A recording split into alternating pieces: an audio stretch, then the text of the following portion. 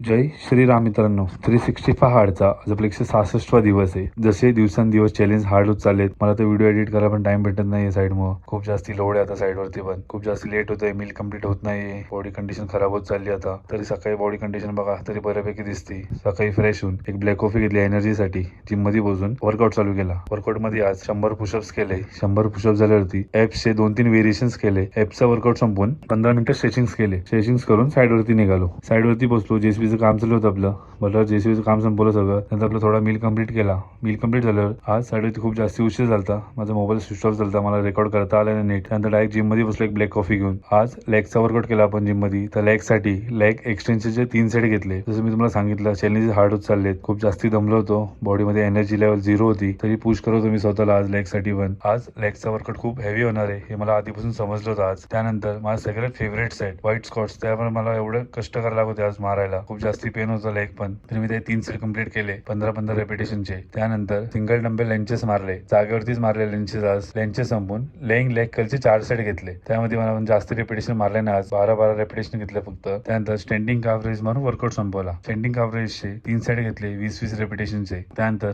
घरी येऊन आपला लास्ट मील घेतला. जय श्रीराम.